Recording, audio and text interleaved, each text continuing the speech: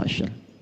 Perhatikan baik-baik, nanti ada rahasia dalam surah ini. Orang yang mampu memahami ayat ini, menunaikan salat di waktu fajarnya dengan semangat fajar, Allah akan muliakan hidupnya, Allah akan bebaskan dari kefakiran, diberkahi kalau punya jabatan, diberkahi kalau punya harta, dan ditutup hidupnya dengan husnul khatimah, ditampakkan surganya sebelum wafatnya. Dua, di Quran surah ke-81 At-Takwir di ayat ke-18, was-subhi idza tanaffas. Orang yang mampu memahami ayat ini, Allah akan jadikan semua aktivitasnya tertata, terukur, ringan dan sukses saat dilakukan. Ini yang menyebabkan Nabi langsung komen tentang subuh. Dan ingat, kalau Nabi sudah komen, umatnya tinggal like and subscribe. Jangan komen lagi ya. Allahumma barik li ummati fi bukuriha. Ya Allah, jika ada umatku memiliki gerakan subuh, senang ke masjid, senang menunaikan jamaah fajar, mohon sempurnakan berkahnya untuk umatku itu. Itu langsung doa Nabi itu. Baik, sehingga Nabi sebelum masuk waktu subuh, waktu fajar, diabadikan nanti dalam satu hadis yang diriwayatkan oleh sahabat junior, keluarga dekat beliau, ringkar A1 Ahlul Bait, Ibnu Abbas radhiyallahu taala anhuma. Didokumentasikan riwayat ini oleh Sunan Abu Daud dalam kitabnya Sunan Abu Daud nomor hadis 1367. Saking pentingnya subuh, Nabi persiapan dengan sempurna, merencanakan semua agenda saat bangun dari tidurnya. Kita mulai subuh. Apa itu subuh? Halo? Tiap hari sholat subuh belum tahu apa itu subuh? Ayo, 1 juta yang tahu. 2 juta. Yang ngasih Pak Wali, bukan saya. 5 juta. Ini serius. Nah, udah waktu habis. Subuh itu bukan pagi pada asalnya. Subuh itu akarnya dari kata asbah, yang berarti sesuatu yang disiapkan dengan rapi, yang berarti rencana kegiatan yang dirapikan, yang berarti planning dari aktivitas yang disiapkan. Jadi kalau orang Arab itu bertanya begini, kaifa asbahta ya akhi, bagaimana kabarmu di pagi ini, di subuh ini, maksudnya bukan tanya kondisi tubuh.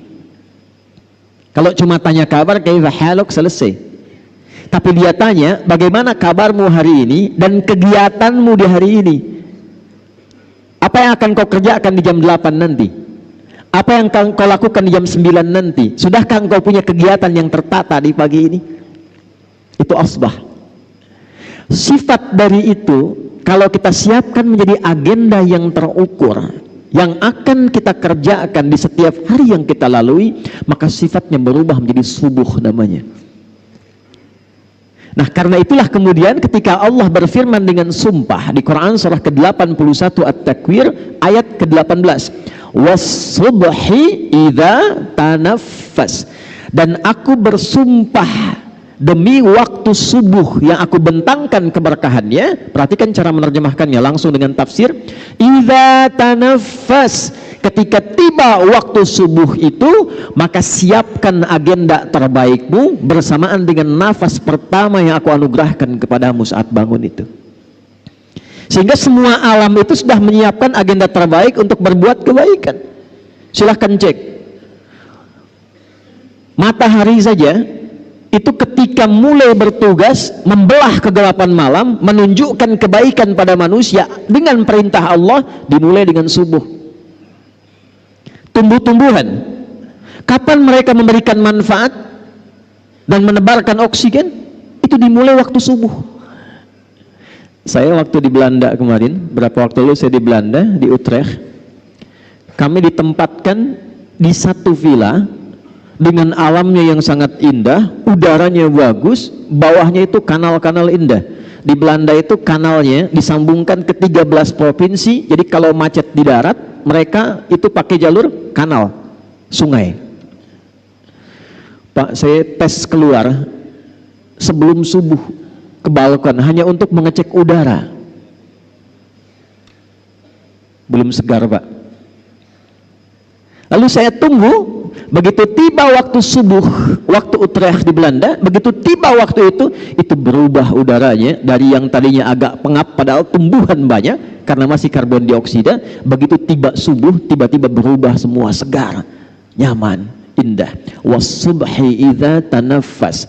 Anda bisa bayangkan, mohon maaf, begitu subuh tiba matahari sudah beramal saleh.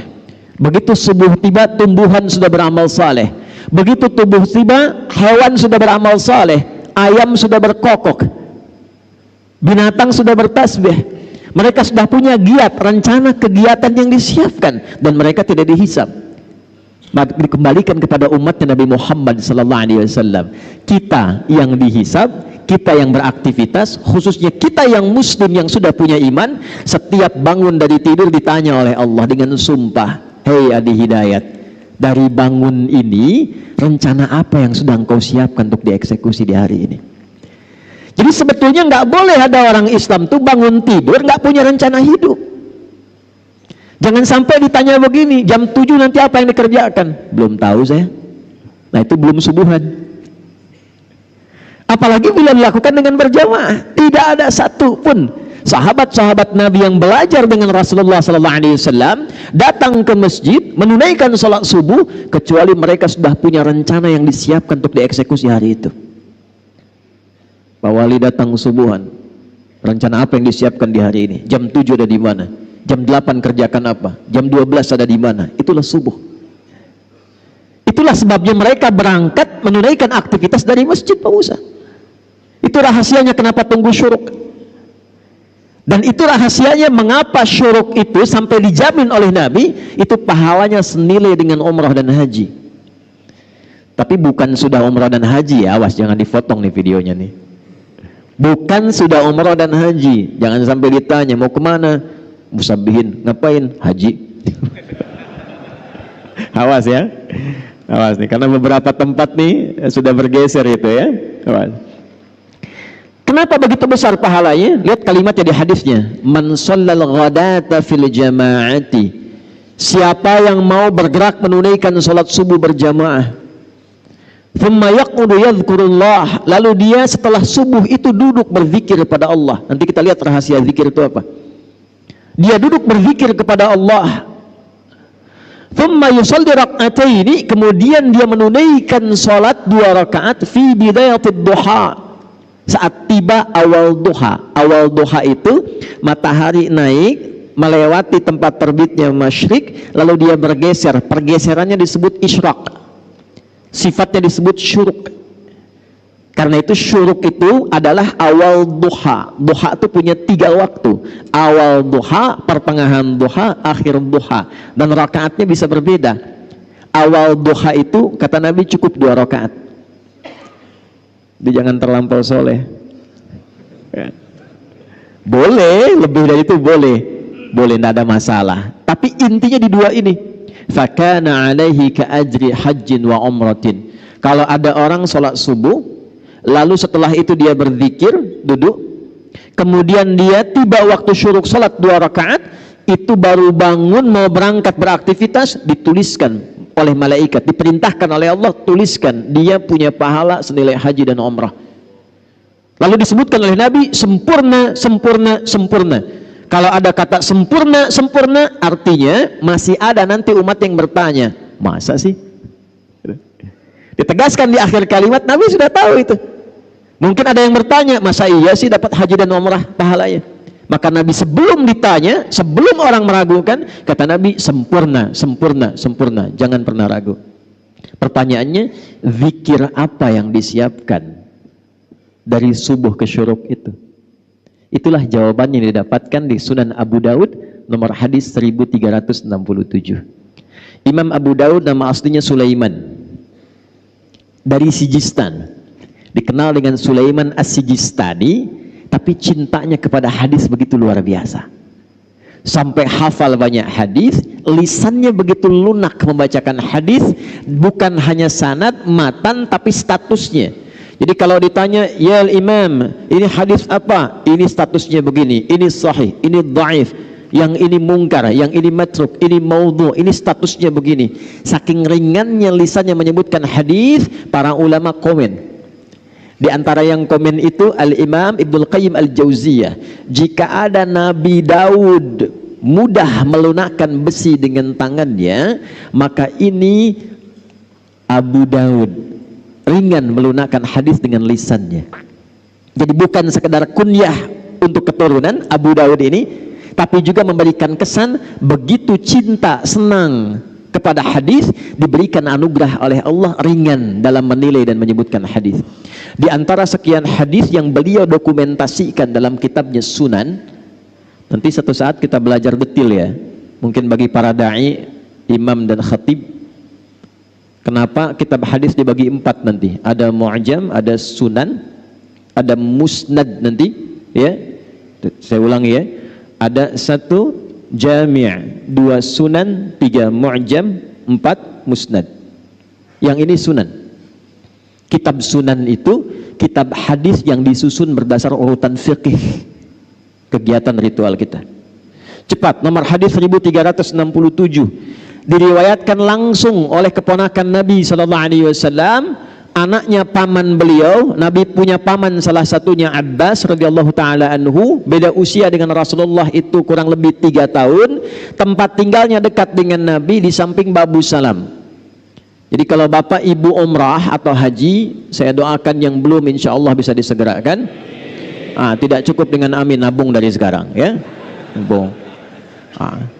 Ini saya lupa tadi mulai nih, mohon maaf nih ya, saya tidak terafiliasi dengan politik praktis. Ini ulama mendoakan untuk semua sehingga semua punya bimbingan dari Allah Subhanahu wa taala. Cuma masalahnya sekarang saya kadang kesulitan memilih kata, termasuk saat di luar negeri. Saya mohon ya, ini kalau kita nanti mendapat kata, niatkan untuk ibadah, tidak untuk yang lain. Jadi aminnya amin spiritualis, bukan amin politis, ya. Wah sudah. Ini kajian kita kajian subuh. Sebab sekarang ini saya ke Kuwait kemarin, saya dapat cerita, Ustadz, ini eksesnya luar biasa. Orang tahiyat tadinya begini, sekarang jadi begini kan? Begini. Nggak boleh, jangan sampai terjadi itu. Ya.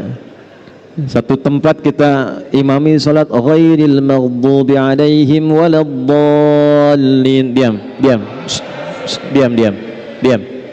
Diam.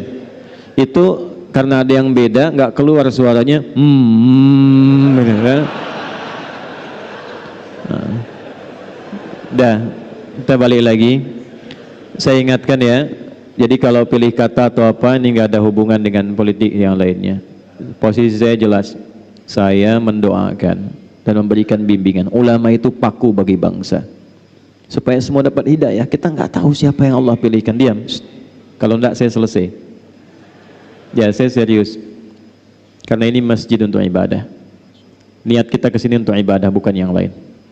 Kalau mau politik di luar. Ingat ya. Saya ingin semua diikhlaskan oleh Allah sehingga siapapun yang terpilih Allah tetapkan diberikan hidayah oleh Allah Subhanahu wa taala. Ya. Ibnu Abbas. Abbas itu tempatnya di belakang pintu As-Salam, Babus Salam. Jadi kalau umrah haji dari Zamzam belok ke kanan, nggak langsung lewat pintu 1, belok ke kanan, tandanya sampingnya ada bukit yang ada istana raja di atasnya. Lurus terus sampai ujung. Begitu belok ada pos security, CCTV 1 warna putih yang jaga 2 orang, lurus kanannya ada kipas angin tuh, sampai ujung ada 35 kipas angin itu. Saya udah hitung tuh ya. Sebelah kiri persis turun ke bawah itulah pintu Babus Salam. Itu rumah kediamannya Abbas. Di sampingnya ada pintu Babun Nabi, namanya Gate Nabi. Itu rumah kediamannya Sayyidah Maimunah, di antara istri Nabi sallallahu alaihi wasallam, dan bibinya juga Abdullah bin Abbas. Abbas punya 2 orang putra, satu Fudail yang sulung, yang bungsu namanya Abdullah bin Abbas. Nah, Abdullah kecil ini disiapkan oleh pamannya Nabi Abbas ini untuk khusus belajar dari Nabi. Investasi. Kenapa?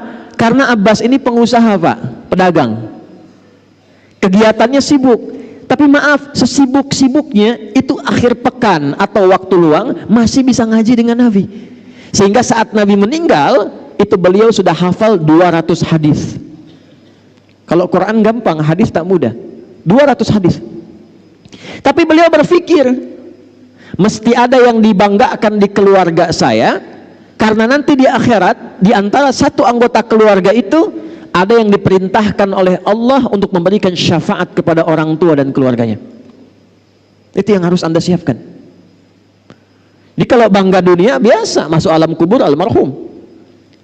Tapi di akhirat nanti itu abadi sifatnya. Ada anak-anak tertentu yang disiapkan oleh orang tuanya, itu langsung menggandeng bapak ibunya, keluarga di belakangnya, dan diperkenankan oleh Allah, masuklah ke dalam surga lewat tamannya yang indah sampai naik ke tingkat tertinggi. Itu ada di Quran surah 13 Ar-Ra'd ayat 23 sampai 24. Jannatu adni yadkhulunaha wa man salaha min abaihim wa azwajihim wa dhurriyyatihim wal malaikatu yadkhuluna alaihim min kulli bab salamun alaikum bima sabartum fa ni'ma uqbaddar. Paham? Tidak. Jannatu adni yadkhulunaha, nanti di hari kiamat kata Allah, ada orang-orang yang aku mintakan cepat masuk surga. Jangan sibuk saat hisab, cepat masuk surga. Padahal suasana hisab itu begitu mencegangkan, sampai orang-orang itu berusaha minta syafaat, gelisah, gemuruh. Tapi ada satu keluarga besar yang kata Allah langsung masuk surga. Yang hebatnya, surga kan 8 pintu, 8 tingkatan.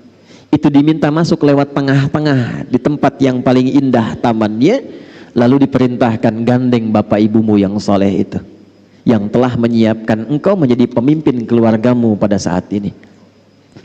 Wa dzurriyyatihim, gandeng keluargamu di belakang, pasanganmu, keluargamu. Perhatikan kalimatnya. Begitu dia mulai masuk, diperintahkan malaikat oleh Allah, malaikat semua berdiri di setiap depan pintu surga yang dijaga dan ucapkan selamat kepada keluarga besar ini. Maka malaikat masuk dan berdiri di setiap pintu surga. Wal malaikatu yadkhuluna alaihim min kulli bab salamun alaikum bima sabaratum.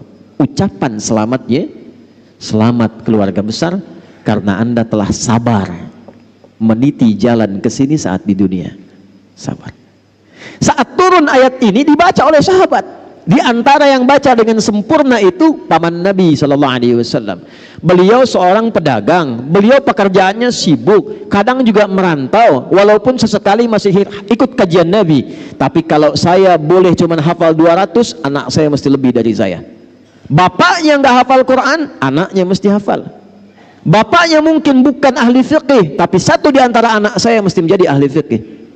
Maka disiapkanlah Abdullah kecil ini yang usianya dari sejak dini 2 tahun 3 tahun disimpan di majlis Nabi. Ketika anak ini dari kecil disimpan di majlis Nabi, tumbuhlah cintanya pada Rasulullah SAW. Kemana-mana ikut Nabi, penasaran dengan Nabi. Di antara saking penasarannya, beliau ingin tahu bagaimana bangun tidurnya Nabi sebagai persiapan subuh. Jadi hadis ini diriwayatkan oleh anak kecil yang belum balik. Saking cintanya dengan Nabi. Dan kelak nanti ketika Nabi meninggal, bapaknya Abbas tadi, bapaknya Abdullah hafal hadis 200, anaknya hafal 2000 hadis. Di antara hadis yang beliau hafalkan adalah apa yang akan saya bacakan ini. Qala an Ibnu Abbas radhiyallahu taala anhuma qala, hadis riwayat Ibnu Abbas. Ini tolong catat baik-baik ya. Ini rumus dalam hadis. Kalau Bapak Ibu teliti baca hadis, kalau ada jasa ayah kepada anak dalam mendidik, itu nama anak nggak pernah disebutkan dalam riwayat hadisnya. Yang disebutkan bapaknya. Pernah dengar Ibnu Umar? Pernah dengar Ibnu Abbas tadi? Yang kita tahu kan Ibnu Abbas, Ibnu Umar. Nama aslinya siapa? Ibnu itu anak laki-laki, Umar anak laki-lakinya Umar. Ibnu Abbas anak laki-lakinya Abbas. Nama anaknya nggak disebut Abdullah, nggak disebut. Kenapa? Untuk memberikan petunjuk pada umat di masa depan. Nih, ini seorang bapak hebat, seorang ibu hebat, bisa mendidik anaknya sampai sukses. Kalau anak sukses, bapak ibunya ikut dalam namanya. Bukan cuma pahalanya, tapi namanya pun akan dikenang. Ada anak pesantren hafal Quran, ngimami subuh misal di Masjid Al-Musabbihin, bacaannya bagus. Yang ditanya pertama kali, anak siapa tuh? Anak siapa? Maka kalau bapak ibu ingin dikenang, jadi orang hebat, melintasi zaman, bukan cuma saat ini, 10 tahun ke depan masih orang tahu, 20 tahun ke depan masih orang tahu. Di akhirat namanya diviralkan oleh Allah, panggil lewat malaikat. Apa yang harus disiapkan? Investasikan satu di antara anak itu menjadi anak yang baik, yang dekat dengan Allah Subhanahu wa ta'ala. Maka Ibnu Abbas mengatakan dari hasil pendidikan ayahnya, perhatikan kalimatnya. Kana Nabiyyu sallallahu alaihi wasallam, adalah kebiasaan Nabi sallallahu alaihi wasallam jika bangun di malam hari sebagai persiapan subuhnya. Fajalasa, duduk dulu. Kata Ibnu Abbas tuh kalau beliau tuh bangun tengah malam lebih sedikit atau pas atau kurang sedikit. Saya konversikan ke waktu Indonesia, kurang lebih patokannya jam 2 lah. Lewat sedikit, mungkin 2/4, setengah 3, atau kurang sedikit setengah 2. Itu kebiasaan Nabi bangun. Jadi saking pentingnya subuh, disiapkannya oleh Rasulullah bangunnya sebelum subuh. Saking pentingnya subuh. Dan jadi kebiasaan, kata Ibnu Abbas. Apa yang dilakukan oleh Nabi? Maka saat bangun itu beliau duduk dulu. Ini sunnah. Jadi bukan bangun langsung baca doa, bukan. Ya, bangun tuh duduk dulu. Dalam duduk itulah dibiarkan dulu darah mengalir, tenang dulu. Yang kedua, famasaha biyadihi min athari naumi. Beliau kemudian menggunakan bagian tangannya yang bersih untuk menghilangkan bekas kantuknya. Hilangkan dulu ngantuknya. Ya, jadi bukan bangun tidur langsung baca doa, tidak. Doa itu bagusnya dibacakan dalam keadaan sadar dan khusyuk. Bangun jam 2, ngantuk masih ada. Alhamdulillah nih. Ayana, sadar jam 6. Sadar dulu. Karena doa itu ketika dipanjatkan dalam keadaan sadar, diiringi dengan hati yang khusyuk, seketika jawaban muncul. Minimal ada getaran hati, ada ketenangan, konfirmasi dalam jiwa kita. Maka apa yang terjadi? Baru kemudian setelah sadar, hilang ngantuknya. Ini yang pertama dilakukan. Kita kombinasikan dengan hadis Al-Bukhari dari dua orang sahabat, Mu'adz bin Jabal dan Jundub bin Junadah radhiyallahu ta'ala anhuma. Faqara'a, maka baru Nabi membaca doa. Perhatikan doanya. Alhamdulillahilladzi ahyana ba'dama amatana wa ilaihin. Pertanyaan saya, paham nggak maknanya apa doa itu? Ini sebetulnya komitmen awal kita menjalani hidup. Alhamdulillahilladzi ahyana. Ya Allah, terima kasih. Hamba memujimu dan bersyukur padamu yang telah memberi kesempatan hamba hidup di hari ini. Walaupun engkau bisa wafatkan hamba dalam tidur tadi, namun engkau perkenankan sesuai dengan ajal yang telah engkau tetapkan. Terima kasih ya Allah, diberikan kesempatan hidup lagi di hari ini. Alhamdulillahilladzi ahyana ba'dama amatana. Ini kuncinya. Wa ilaihin nusyur. Hamba berjanji ya Allah, hari ini akan mencari bekal terbaik dalam hidup supaya siap saat pulang. Jadi nusyur itu artinya menyebar untuk pulang. Kita saat mengatakan wa ilaihin nusyur, kita berkeyakinan selama ini beraktivitas, satu saat pasti pulang. Itu saat kembali kepada Allah. Pertanyaannya, apakah setiap yang pulang itu sudah menyiapkan bekal untuk pulangnya? Karena sifat pulang itu Pak, Bu, itu punya sifat senang. Ya, Bapak Ibu di Jakarta menjelang Lebaran, mau akhir Ramadan, pulang kampung senang tidak? Pulang ketemu keluarga senang tidak? Senang. Senang itu pulang kalau ada bekal. Saya tanya ada orang, kenapa tak pulang? Saya tak ada bekal Ustadz, katanya. Tapi kalau dia sudah punya bekal, walaupun cuma pakai motor, motornya bebek, itu bekalnya jadi singa tuh. belakang kasih pelepah pisang, tambah lagi kemudian bacaan, dus 1, dus 2, dus 3, di belakang dekat knalpot dia tuliskan, aku pulang sayang.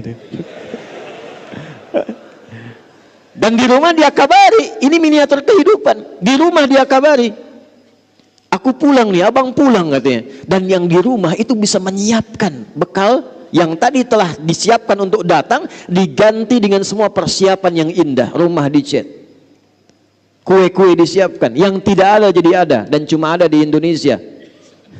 Mohon maaf, itu kalengnya kaleng biskuit, isinya bisa rangginang. Saya tidak sebut nama supaya tidak endorse itu ya. Nah itu miniasi dunia, makanya disebut Id. Id itu pulang. Innallaha la yukhliful mi'ad. Mi'ad itu waktu pulang. Tempat pulang disebut ma'ad. Innalladzi farada 'alaikal qur'ana laradduka ila ma'ad. Hei engkau yang sibuk, hei yang punya jabatan, hei yang punya kekayaan, hei yang merasa pintar, hei yang ini, hei yang itu, silahkan kau kerjakan apapun dalam hidupmu, tapi engkau pasti pulang.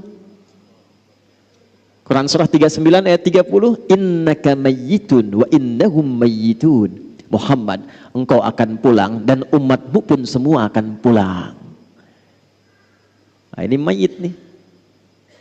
Saya juga mayit, calon meninggal.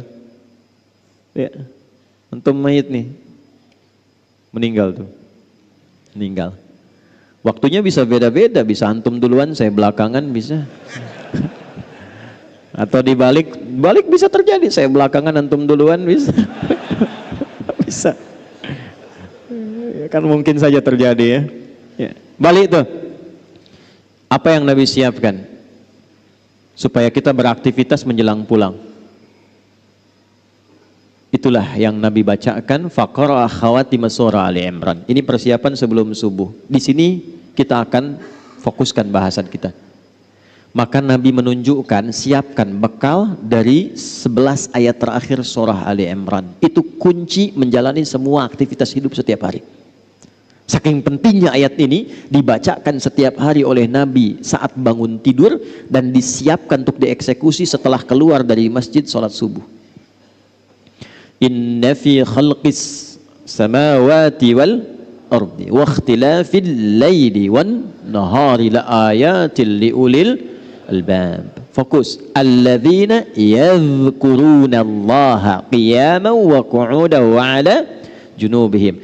Masih ingat tadi setelah sholat subuh zikir menunggu syuruk kan? Dijawab di ayat ini, alladzina yadhkuruna Allaha qiyaman wa qu'udan wa ala junubihim wa yatafakkaruna fi khalqis samawati wal ard rabbana ma khalaqta hadza batila subhanaka faqina adzabannar. Belum selesai. Rabbana innaka man tudkhilin nara faqad akhzaita wa ma lidh-dhalimina min ansar. Belum selesai. Rabbana innana sami'na munadiyan yunadi lil imani an aminu bi rabbikum fa'amanna. Rabbana faghfir lana dhunubana wa kaffir 'anna sayyi'atina wa tawaffana ma'al abrar. Rabbana wa atina ma wa'adtana 'ala rusulika wa la tukhzina yaumal qiyamah innaka la tukhliful mi'ad. Sampai sini saja, sampai pulang. Ini saking pentingnya kita bacakan 17 kali dalam sehari. Di setiap waktu sholat fardu. Jadi gambaran kurikulum hidup ini yang kita kerjakan setiap hari, kita minta sama Allah dijaga istiqamah 17 kali dalam sehari. Anda bayangkan. 1. Inna fi khalqis samawati wal ardi wa ikhtilafil laili wan nahari la ayatil liulil albab. Saya cepat terjemahkan langsung dengan tafsir. Orang cerdas itu, orang pintar itu, orang yang paham esensi sesuatu, dia tidak akan hanya menikmati hidup, menatap langit dan menjalani kehidupan di bumi saja. Lihat langit indah, jalan-jalan, nikmati aktivitas di bumi, tidak. Orang cerdas, orang pintar yang tahu inti kehidupan itu. Inti sesuatu itu disebut lub namanya. Tahu kelapa? Oh. Ini Pak Wali itu, Pak Ijek, Pak Bobi. Kemarin saya makan satu tempat di sini ada kelapa, tapi kelapanya Thailand. Kenapa nggak ada kelapa Medan? Ya, saya makan di Medan, kelapanya kelapa dari Thailand.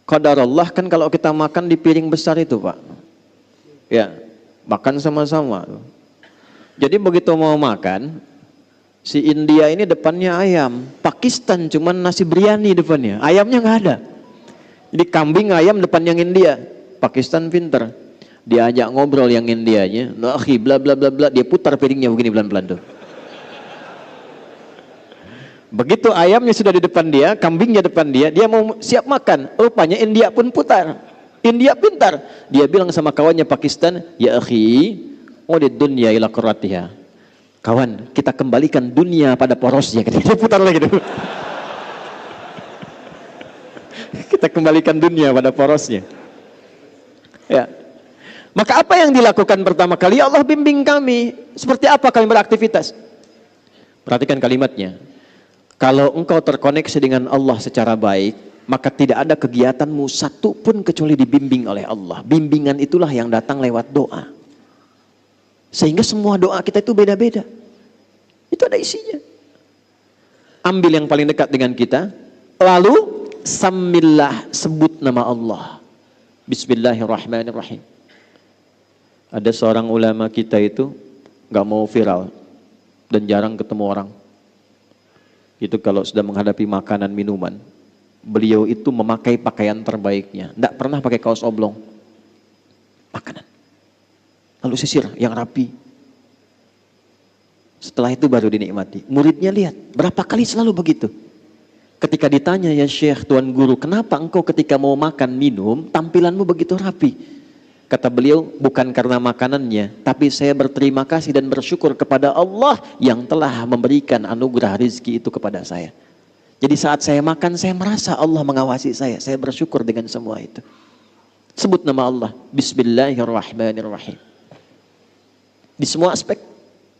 Nah, sebelum kita mengeksekusi itu, wa yatafakkaruna fi khalqis samawati wal ardh. Siapkan tafakkur. Apa itu tafakkur? Tafakkur itu merencanakan dengan pikiran kita, menyiapkan agenda yang terstruktur, dibimbing oleh akal kita. Mau dikerjakan apa? Berdiri, duduk, dan tiduran di hari itu. Susun agenda. Mau bangun jam berapa? Pagi ada di mana? Siang mengerjakan apa? Malam mau istirahat jam berapa? Orang pintar itu dia susun agendanya. Bagaimana saat ia kerjakan ini tersusun dengan rapi, lalu kemudian dia niatkan pekerjaan itu untuk mencari bekal pulang. Itulah ulul albab. Ya, ada pedagang pengusaha di sini.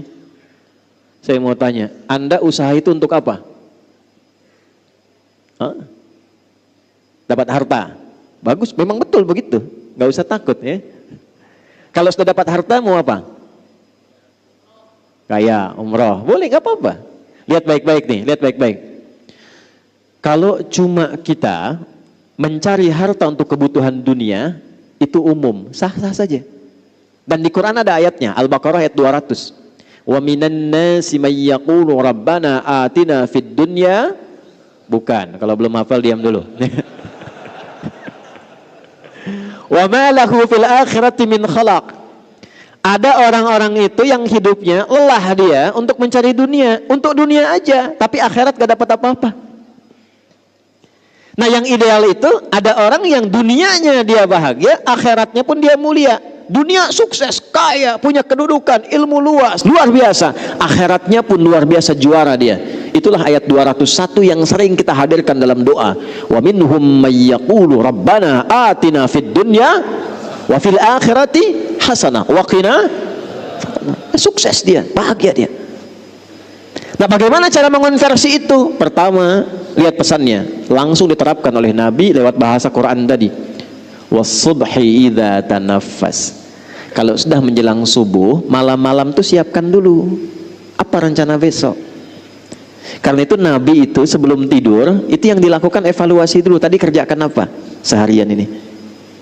Oh iya, saya ke masjid misalnya, jamaah 5 kali jamaah enggak? Ke masjid enggak? Baca Quran enggak? Besok saya siapkan. Kalau tadi 3 kali saya ke masjid, besok 5 kali saya ke masjid. Siapkan. Masjid pertama Al-Musabbihin, masjid kedua A, masjid ketiga B, masjid ketiga, terus sampai dengan Isya. Jamaahnya di mana? Pekerjaannya apa? Ukur semua. Siapkan. Begitu sudah siap, begitu sudah baik, itulah yang disebut dengan tafakkur. Wa yatafakkaruna fi khalqis samawati wal ardh. Rabbana ma khalaqta hadza batila. Kalau semua orang begitu, nggak sia-sia pekerjaannya. Ya, maaf, silahkan, kata Allah silahkan, Anda tugasnya di udara, yang pilot, ada pramugari, ada macam-macam, nggak dilarang jadi pilot, silahkan. Jadi astronot silahkan. Yang penting itu jadi pilot yang terukur. Jadi astronot yang punya rencana yang baik. Siapkan dari sekarang. Anda tugas di lautan, silahkan. Ada nelayan misalnya, ada bakamla jaga, silahkan. Tapi siapkan apa yang harus Anda lakukan saat akan berangkat ke lautan, itu punya rencana yang jelas. Di daratan juga demikian. Setelah itu, ini yang hebat. Ini yang hebat. Iringi semua kegiatan itu dengan persiapan sampai akhirat. Satu, kata Allah, jangan sampai engkau berbuat maksiat dan kerusakan dalam pekerjaanmu, karena neraka itu lebih keras ancamannya dibandingkan dengan keadaan dunia. Rabbana innaka man tudkhilin nara faqad akhzaita. Susun rencana yang baik, niatkan ikhlas untuk kemanfaatan. Jangan sampai terancam dengan neraka. Apa diantaranya? Maaf, dua sumbernya. Neraka itu cuma dua sumbernya. Satu fahsya, dua mungkar. Fahsya, keburukan yang diingkari oleh hati, sumbernya syahwat farj. Zina, selingkuh, LGBT, pornografi, porno aksi, kata-kata jorok, kotor, itu fahsya. Mungkar, keburukan yang diingkari oleh hati, sumbernya nafsu perut dan akal. Maaf, korupsi, saling berselisih, bikin hoax, saling mencela, saling menjatuhkan, merampok, membunuh, itu mungkar. Saya mau tanya pada Bapak Ibu sekalian, amalan apa yang oleh Allah disiapkan untuk membuat seseorang terjauh dari fahsya dan mungkar? Cuma sholat.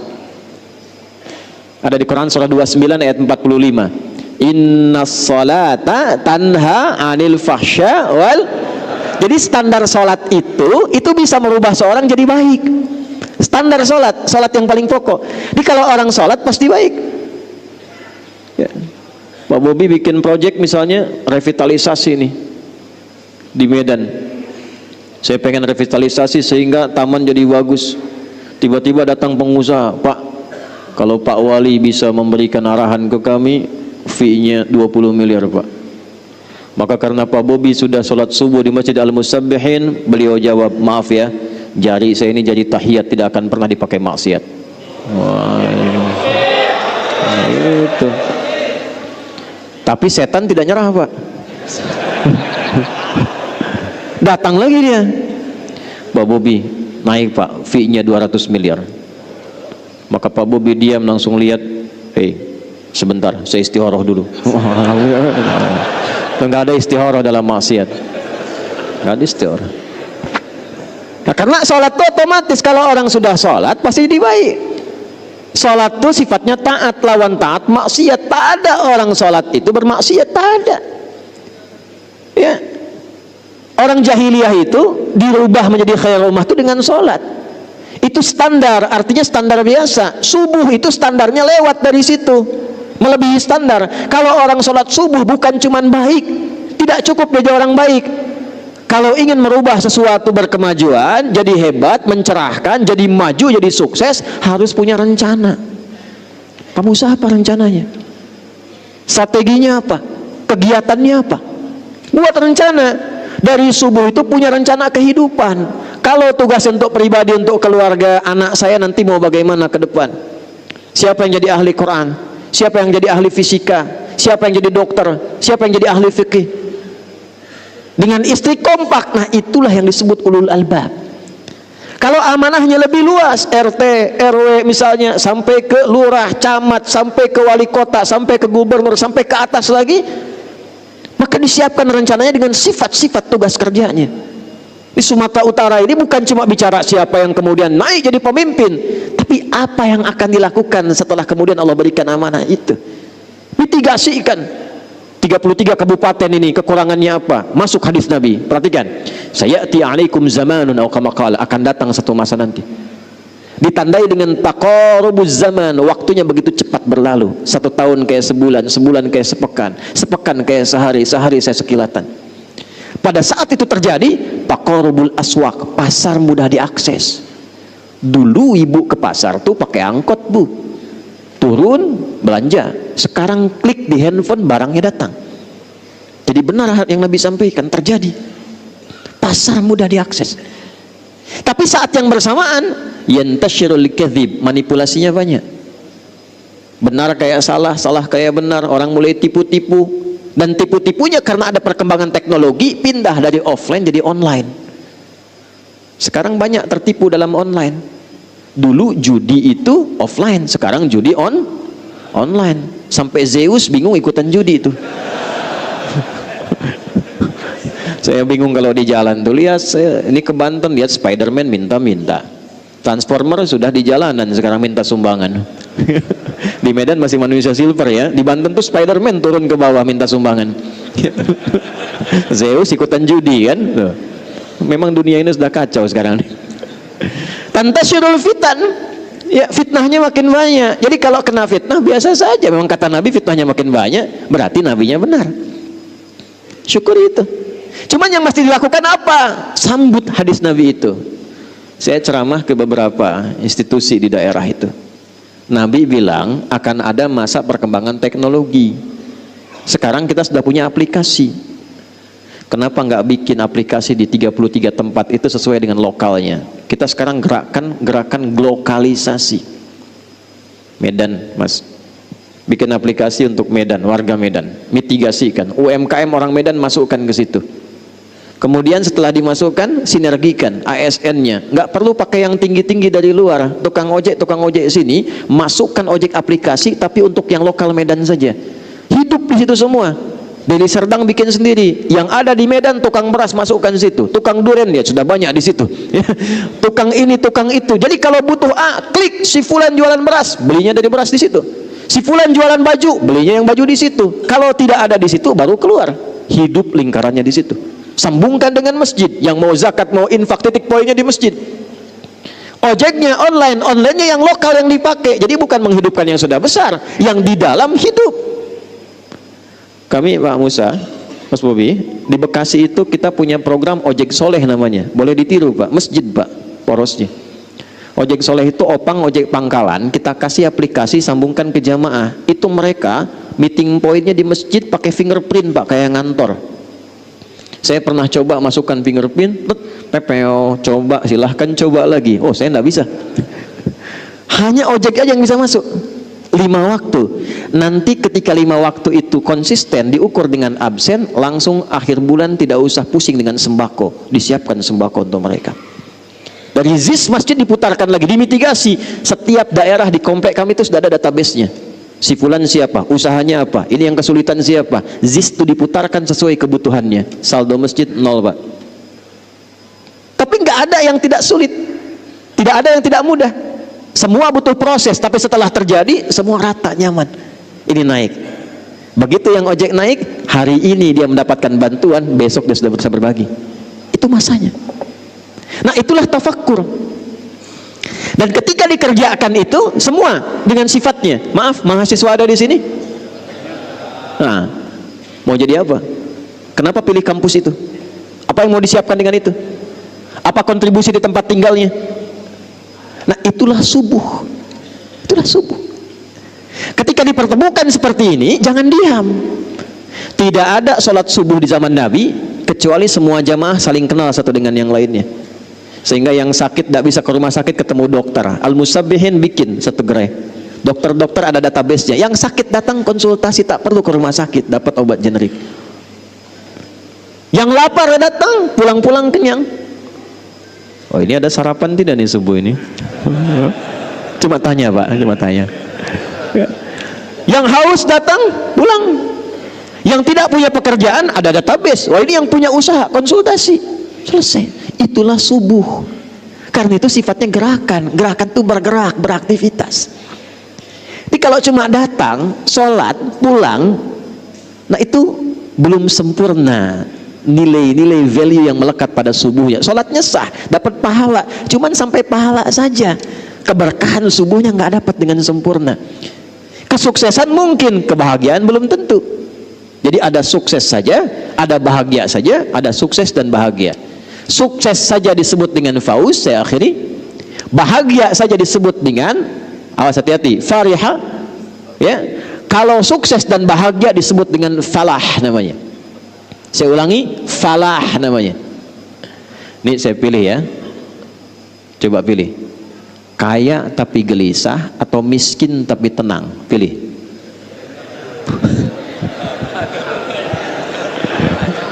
Kaya tapi nah, ya sudahlah, terlihat mukanya begitu ya. Nah, kaya dan tenang itu namanya falah. Falah. Orangnya disebut muflih, jamaknya disebut muflihun.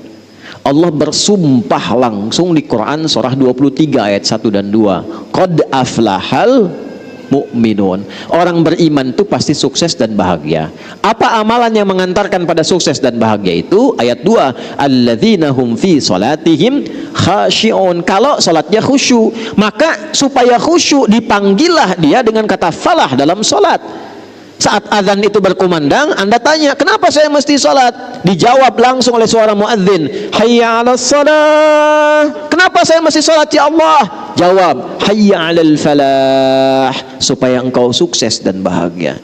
Jadi sebetulnya motivasi sholat itu bukan hanya menjadikan kita dapat pahala, supaya kita hidupnya sukses dan bahagia. Kalau kesuksesan itu diraih, kebahagiaan didapat karena kita ingat Allah, berpijak pada Allah, maka sadarlah kita akan keagungan Allah. Itulah yang menjadikan setelah hayya 'alal falah, ingat Allah lagi. Allahu akbar, Allahu akbar, la ilaha illallah. Tapi tidak semua orang yang sholat mendapatkan kesuksesan, kebahagiaan. Mengapa? Karena dia tidak mengambil hikmah dan pelajaran dari semua pedoman-pedoman terkait sholat itu. Anda kalau cuma datang ke masjid, sholat 2 rakaat dan pulang, tidak dapat hikmahnya. Tapi ketika Anda sebelum datang uraikan kegiatan hari ini, saya mahasiswa di USU mesti IPK-nya 4. Saat bersamaan saya menghafal Quran. Kami punya gerakan di Jakarta namanya Macan Uah. Mahasiswa cerdas anak negeri usahakan Al-Quran hafal. Itu disiapkan sambil kuliah menghafal Quran. Kami dampingi gratis. Kita kasih buku paket, kita siapkan sambil kuliah menghafal Quran. Di wisuda selesai S1 4 tahun, di kampus manapun, saat di wisuda IPK-nya diharapkan 4, kita bantu. Saat yang bersamaan dia di wisuda sebagai penghafal Quran 30 juz. Yang duluan hafal kami umrahkan. Ini 24, tanggal 24 saya berangkat, satu pesawat penghafal Quran semua. 370 orang berangkat. Nah, di antara mereka mahasiswa. Nanti kalau mau sinergi boleh, Mbak. Ya, Mas, boleh. Itu kita jadikan misalnya satu desa, satu penghafal Qurannya mesti ada satu, kita bantukan situ.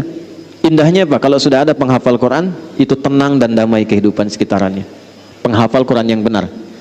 Kita nanti ada metode 30 hari 30 juz. Bukan juz 30. 30 hari 30 juz. Ini kami terima dari Goa 300 orang. Setiap angkatan 30, berlatih 60 hari. 10 hari adaptasi, 30 hari menghafal Quran 30 juz. Ada yang alhamdulillah kemarin 28 hari hafal 30 juz. Rekornya sekarang masih seorang kakek 78 tahun. Hafal Al-Quran dalam hitungan hari. Beliau kurang lebih 50-an hari. Hafal Quran 30 juz. Ada dari Jambi 49 tahun. Sekarang mungkin sudah 50-an. Hafal Quran 40 hari dari nol. Rekornya dari Wanjo, hafal Quran 14 hari 30 juz. Oh, hafal itu gampang. Yang susah itu mengajak diri kita untuk menghafal. Ya. Nah, saya tutup, saya akhiri. Siapkan rencana. Apa sifat kegiatan kita? Sebelum dieksekusi, datanglah kepada Allah untuk minta taufik dan petunjuk serta kemudahan. Datangnya kita ke masjid untuk sholat itu bukan sekedar sholat, minta sama Allah, ya Allah saya punya agenda nih, ya Allah saya punya kegiatan, fa idza faraghta fansab wa ila rabbika. Nah, wa ila rabbika farghab itu datangnya lewat sholat. Makanya kenapa sholat pertama disebut dengan fajar? Karena ada pancaran dalam tubuh kita merespon panggilan Allah. Allahu akbar, Allahu akbar. Sudah subuh nih, siap ya Allah saya datang. Datang dengan agenda. Sujud kita minta, ya Allah mudahkan urusan saya, lindungi pekerjaan saya, berkahi hidup saya, sayangi keluarga saya. Itu yang dimaksudkan.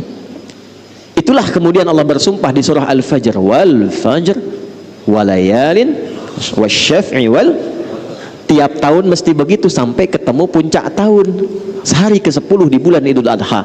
Nah, qasam di Quran surah 89 sumpahnya itu wal fajri, di situ kata para ulama tentang keutamaan fajar saat Idul Adha.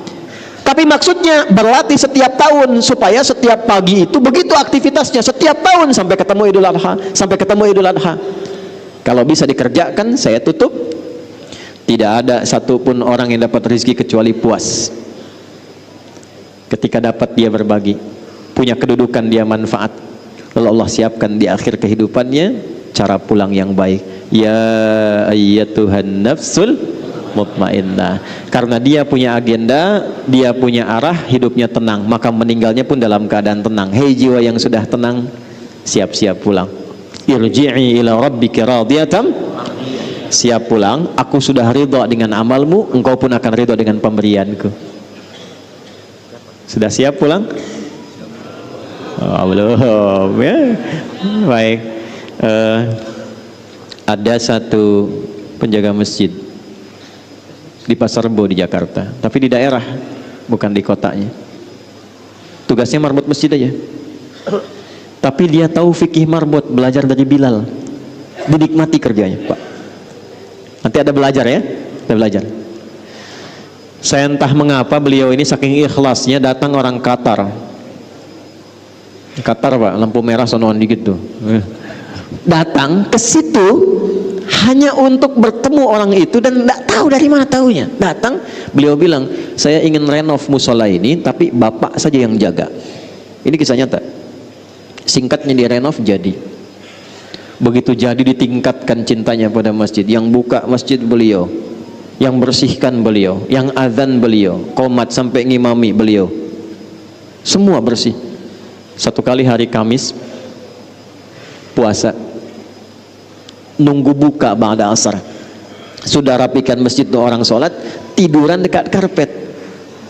Karena punya kurikulum, punya persiapan amal, punya strategi beramal, beliau sudah paham ini cuma sementara. Saat pulang itu nggak akan disebut ini marbot, ini penjabat, ini rakyat, ini ustadz. Yang penting saya siapkan bekal pulang. Itu cuma tiduran, Pak. Tiduran di tempat yang dirawat, di tempat yang diberkahi itu cuma merem-melek. Ya ayyatuhan nafsul mutmainnah.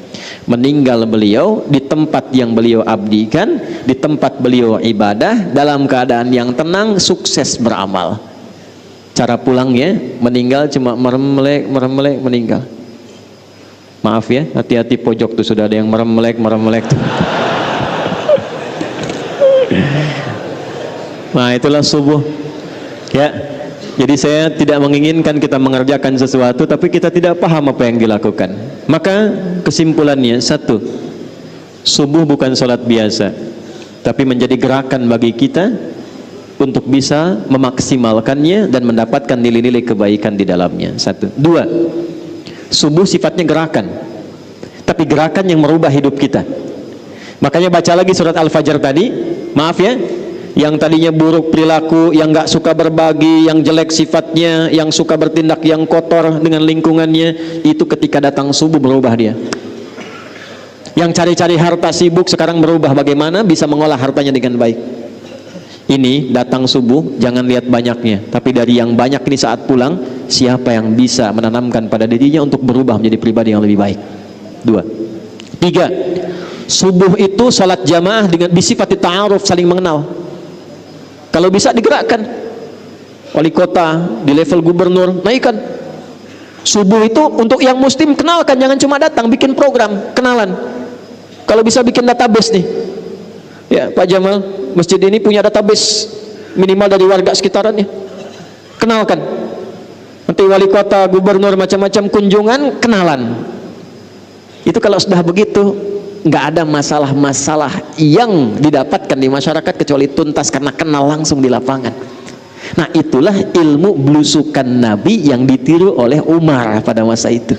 Sehingga ketika Umar jadi khalifah, jadi pemimpin, itu sudah biasa dengan belusukan dan tidak bawa kamera ya, karena masa itu belum ada. Masa itu belum ada. Kalau ada ya dipakai juga untuk dokumentasi dan nyampaikan ke masyarakat bahwa ini program kita ya, bukan untuk bikin status. Jamaah juga begitu tuh, foto-foto macam-macam ya. Nah, niat innamal a'malu bin.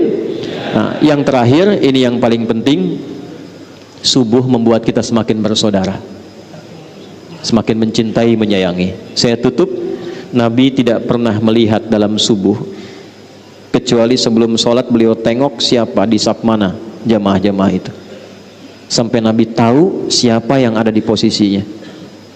Saya akhiri dengan singkat, seorang jamaah di sayap kanan hilang di era Nabi. Nabi tanya, mana si fulan? Belum ketahuan ya Rasulullah. Tunggu sampai dekat ke akhir habis sholat subuh. Ini kisah nyata. Karena waktunya mau habis, diputuskan sudah kita mulai sholat. Begitu selesai sholat gak ada, kita tengok ke rumahnya. Datang disusuri, ternyata ya Allah ya Rabbi, ketemu rumahnya agak jauh, yang tersisa hanya istrinya. Ditanya, aina zaujuk, kemana suamimu? Ya Rasulullah, dia telah kembali kepada Allah, meninggal. Itu sampai dicari, ditemukan sudah meninggal. Nabi cari. Nabi bilang gini, ada yang aneh enggak sebelum meninggal? Tidak ya Rasulullah, cuma dia bilang begini, ya Allah, kenapa kau gak makin jauh? Ya Allah, kenapa bukan yang baru saja? Itu aja yang saya bingung ya Rasulullah. Kata Nabi, bukan. Dia itu sebelum meninggal ditampakkanlah pahala sholatnya yang sering dia lakukan ke masjid itu, dalam subuh khususnya ditampakkan. Jadi bukan berarti kita sia-sia, nanti sebelum meninggal kebiasaan kita ditampakkan. Kalau yang rajin tuh amal soleh ditampakkan amalnya, sehingga itu yang membuat kita tenang. Lalu dia melihat ternyata jalannya itu dihitung, banyak pahalanya. Dia berkata, ya Allah, kenapa nggak makin jauh lagi aja masjidnya sehingga makin banyak pahalanya. Satu waktu di musim dingin dia keluar pakai baju double, di jalan ada yang kedinginan saat akan berangkat ke masjid. Dia copotlah baju yang luar, dia pakai yang dalam tuh yang baru, yang luar yang lama. Begitu diberikan, keluar pahala ditampakkan sebelum wafat. Dia berkata, ya Allah, kenapa yang nggak baru saja yang saya berikan, kenapa harus yang lama? Karena pahalanya berbeda. Salat, itulah janji Allah, ya ayat Tuhan nafsul. Dan tempatnya ayat itu di surah Al-Fajr. Tempatnya di surah Al-Fajr. Itu yang harus jadi motivasi untuk kita.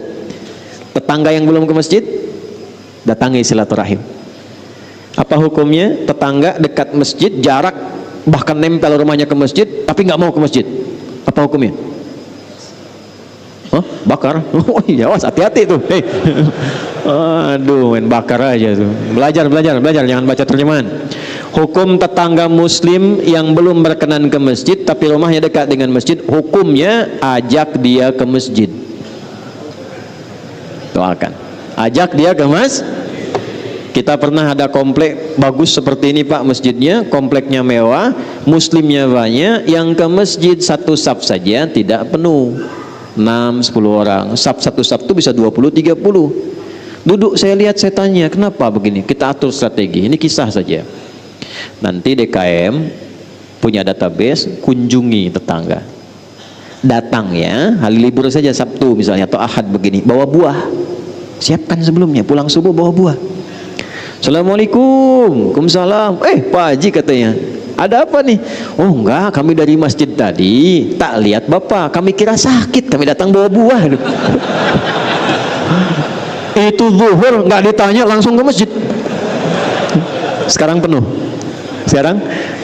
Ya, demikian yang bisa saya sampaikan. Mudah-mudahan Allah berkahi kita semua, Allah sayangi kita semua dalam kebaikan. Saya kira kita akhiri dengan doa. Mudah-mudahan doa kita didengar oleh Allah Subhanahu wa taala. Allahumma taqabbal minna innaka antas sami'ul alim wa tub 'alaina innaka antat tawwabur rahim. Nahmaduka hamdan kama 'allamtana an nahmadaka wa nashkuruka syukran kama 'allamtana an nashkura. Antal muqaddim wa antal muakhir biyadikal khair innaka ala kulli syai'in qadir. Ya Allah, kami memujimu dan bersyukur atas segala nikmat yang Kau anugerahkan kepada kami, walaupun kadang kami belum pantas dan belum baik dalam menggunakan nikmat yang akan dihisab itu. Allahumma nusalli wa nusallimu ala habibikal karim rasulikal mustafa al-amin sayyidina Muhammadin wa ala alihi wa sahbihi ajma'in. Ya Allah, kami bersalawat pada Rasulullah sallallahu alaihi wasallam yang kami cintai. Jadikan dengan salawat itu wasilah bagi kami mampu meneladani kehidupan beliau yang mulia, dan jadikan wasilah di akhirat untuk mendapatkan syafaat beliau yang indah. Allahumma ya arhamar rahimin, Rabbana la tada' lana fi maqamina hadza dhanban illa ghafartah. Ya Allah, jika ada pendosa hadir di masjid ini dalam subuh ini, jangan biarkan ia pulang kecuali Engkau telah gugurkan seluruh dosa-dosanya. Wala hamman illa farajtah, jika ada yang datang dengan kegelisahan, jangan biarkan ia pulang kecuali Engkau telah tenangkan keadaan hatinya. Wala maridan illa syafaitah, jika ada yang sakit di antara kami, mohon sembuhkan penyakitnya. Wala asiran illa yassartah, ya Allah, mungkin di antara jamaah ada yang datang membawa kesulitan, maka mohon ya Allah dengan keikhlasan amalnya datang, hilangkan dan angkat seluruh kesulitannya. Wala dainan illa qadaitah, ya Allah, mungkin di antara jamaah ada yang terlilit utang piutang, dengan keikhlasan ya Allah mohon limpahkan rezeki kepada mereka untuk melunasi utang-utangnya. Allahumma wala hajata min hawaijid dunya wal akhirati fiha laka ridwan wa fiha lana salah illa qadaitaha ya arhamar rahim. Ya Allah, di antara jamaah mungkin ada hajat yang tersembunyi, dengan keikhlasannya ia beramal, mohon kabulkan hajatnya selama baik dunia dan akhiratnya. Allahumma alif baina qulubina, Allahumma ij'al jam'ana hadza jam'an marhuma wa tafarraqana min ba'dihi tafarruqan ma'suma waj'alna minal musabbihin al-muttaqin al-muslimin as-salihin.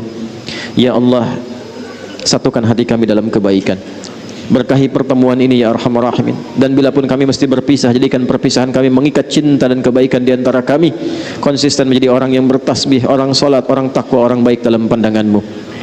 Allahumma tubna ilaika taubatan nasuha. Ya Allah, kami bertobat di subuh ini dengan tobat yang sesungguhnya. Allahumma altaf ya Allah qulubal asin wal asat liyatubu ilaika taubatan nasuha. Ya Allah, mohon sentuh jiwa-jiwa pelaku maksiat di subuh ini ya Allah, sentuh jiwanya agar ia mau bertobat sebelum ia wafat ya Allah. Dengan rahmat-Mu sayangi hamba-Mu ya Allah, sayangi hamba-Mu ya arhamar rahimin. Allahumma hdi jiwarana ya Allah wa zumala'ana liyahtadu ilal Islam. Ya Allah, ada kawan-kawan kami, tetangga kami, kerabat kami yang mungkin belum bergabung dengan kami ya Allah, dengan hidayah-Mu anugerahkan mereka hidayah untuk menemukan Islam. Jadikan mereka saudara-saudari kami di dunia dan di akhirat ya arhamar rahimin. Allahumma ishtaqna bi Rasulillah sallallahu alaihi wasallam. Ya Allah, kami merindukan perjumpaan dengan Rasulullah sallallahu alaihi wasallam. Kami rindu dengan Rasulullah sallallahu alaihi wasallam. Allahumma arzuqna ni'mata ya Allah la taqiya ma Rasulillah yaumil qiyamah wa la tudayyi'al fursah lana. Ya Allah, berikan kesempatan pada kami untuk dapat hanya menatap Rasulullah atau menjumpainya di akhirat ya arhamar rahimin. Jangan hilangkan ya Allah kesempatan kami untuk menatap beliau di akhirat kelak. Allahumma ij'al baqiyata hayatina hayatan thayyibah wa akhirah fatina husnal khatimah. Tawaffana ya Allah biqaulina la ilaha illallah Muhammad Rasulullah wa qaulika ya ayyatuhan nafsul mutmainnah irji'i ila rabbika radiyatan maradiyah fadkhuli fi ibadi wadkhuli jannati. Ya Allah, mohon jadikan sisa kehidupan kami lebih baik dibandingkan hari-hari sebelumnya, dan mohon bila kami wafat ya Allah, kapanpun itu wafatkan kami dalam keadaan husnul khatimah. Ringankan lisan kami untuk mengucap kalimat tauhid menjelang wafat, la ilaha illallah Muhammad Rasulullah, dan mohon jawab kalimat kami dengan panggilan-Mu yang indah, hei jiwa-jiwa yang tenang, cepat pulang kepadaku. Aku ridha dengan amal-Mu, Engkau pun akan ridha dengan pemberianku. Jadi hamba-Aku, aku tampakkan surga-Ku untuk-Mu saat ini. Allahumma alif baina qulubina wahidna wa jadida min at-tafruqah. Ya Allah, mohon satukan kami, jauhkan kami dari perpecahan. Wahfad biladana Indonesia baldatan tayyibatan wa tardaha wa barik ya Allah hadzal masjid wa kullal mudun ya Allah fi Sumatra Syamaliyah ya arhamar rahimin. Ya Allah, mohon jaga negeri kami Indonesia, satukan kami dalam kebaikan, berkahi setiap tempat yang ada di wilayahnya ya Allah, terutama masjid ini, seluruh tempat yang ada di Sumatera Utara ini ya Allah. Jangan biarkan ada satu tapak tempat bersaksi dengan maksiat ya Allah.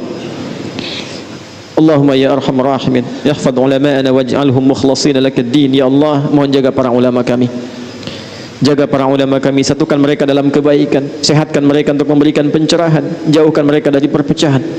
Wahfad umara'ana waj'alhum udala wa khaffif hisabahum yawmal qiyamati yawma la yanfa'u malun wala banun illa man ataka biqalbin salim.